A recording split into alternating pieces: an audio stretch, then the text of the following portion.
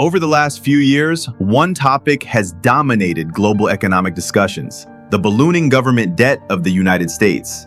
Today, interest payments alone are one of the single largest government expenses, rivaling what the US spends on its military. In 2024, America spent over $1 trillion just on interest. And with new spending bills and tax cuts widening the deficit, the country is on a trajectory where debt is piling up faster than ever. Now, America has one huge advantage. It controls the world's reserve currency. Global trade runs on dollars, and countries everywhere stockpile US treasuries. This gives Washington breathing space to borrow in ways no other country could dream of. But let's be clear, it isn't magic. The US federal government is now the most indebted institution in human history, and eventually somebody will pay for it. Maybe today's workers through higher taxes, maybe everyone through inflation, or maybe future generations through economic collapse. For now, politicians are quietly choosing that last option. On the surface, China looks like the exact opposite.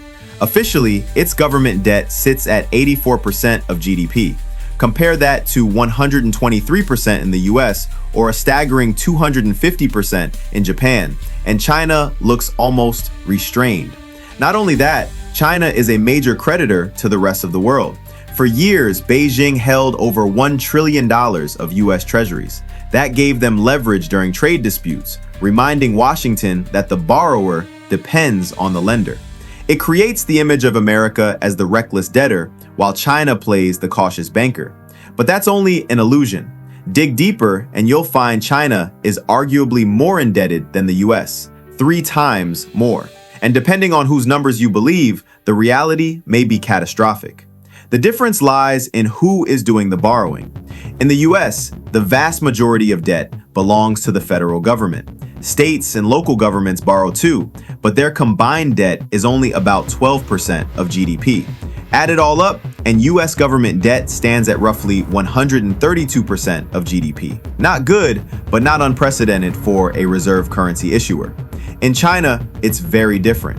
Local governments are empowered and incentivized to take on debt for big infrastructure projects.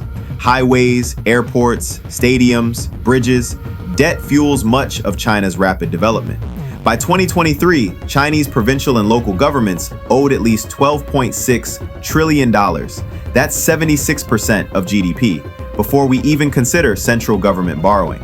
Add everything together, and official Chinese government debt is about 160% of GDP, already higher than the US. But this is only the beginning. China also relies on its vast network of state-owned enterprises, or SOEs. These firms occupy every corner of the economy, from banks and telecoms to steel makers and construction giants. Take the China State Construction Engineering Corporation. With revenues over $320 billion, it's the largest builder in the world. It constructs airports, railways, and even new cities overseas, like Egypt's planned capital. On paper, these companies are businesses. In reality, they're government arms, expected to carry out Beijing's priorities. But crucially, they borrow money themselves. How much? It's impossible to know precisely. A Stanford University investigation found 391,000 fully state-owned firms and more than 1 million partially state-owned ones. Collectively, they are conservatively estimated to owe $30 trillion. And if they collapse, the government either bails them out or loses control of them. Either way, the debt is effectively public. Add that into the mix, and China's real debt load jumps past 300% of GDP. And remember, that's assuming China's GDP numbers are even accurate. Economists have long questioned Beijing's official statistics.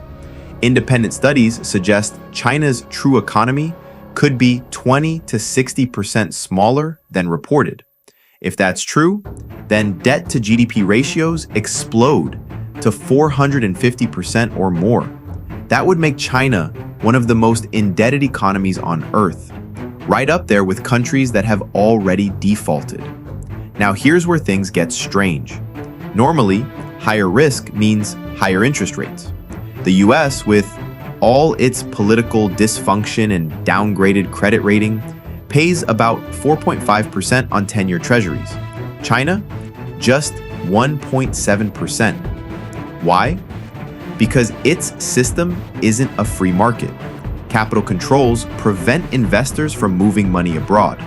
If you're a Chinese bank, you can't just dump local bonds and buy US treasuries instead. It's limited alternatives. The stock market is weak. Since 2000, US equities are up over 300%. China's have barely doubled. And government crackdowns, from banning tutoring companies to humiliating Jack Ma, have scared investors away. So investors pile into government bonds, even at rock bottom yields. And then there's real estate, the black hole of Chinese savings.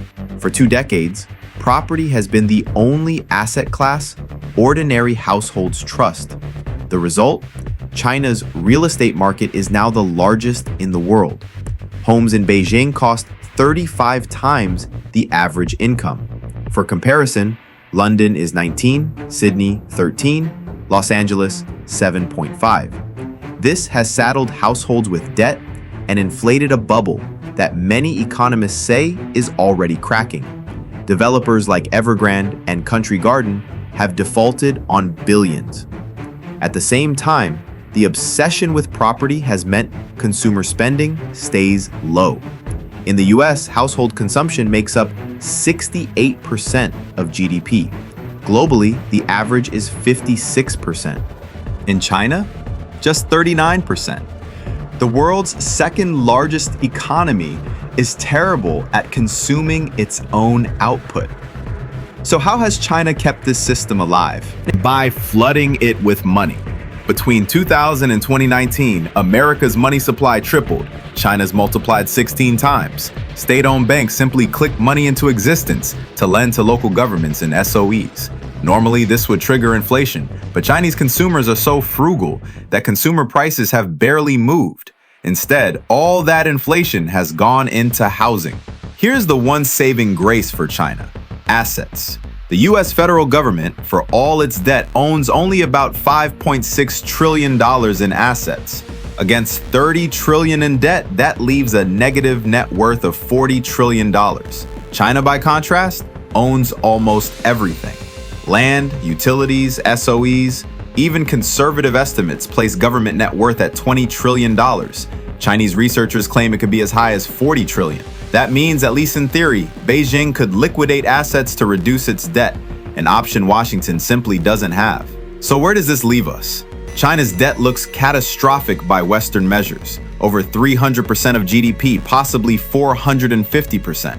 A property bubble, weak consumer spending, and money supply growth off the charts.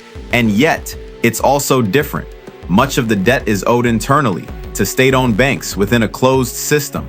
The government controls the land, the lenders, and the borrowers. In theory, it can reshuffle the books. But here's the risk. Economies don't stay theory forever. When bubbles burst, when consumers stop trusting, when external shocks hit, reality takes over. The US has too much debt, but so does China. Neither system is stable. And when these two giants clash, it's not about who wins. It's about who loses less. Because the truth is, China isn't about to replace America's economic dominance. It has just as many weaknesses, maybe even more. The difference is, it's better at hiding them. Thanks for watching. If you enjoyed this video, please subscribe the channel for more such videos.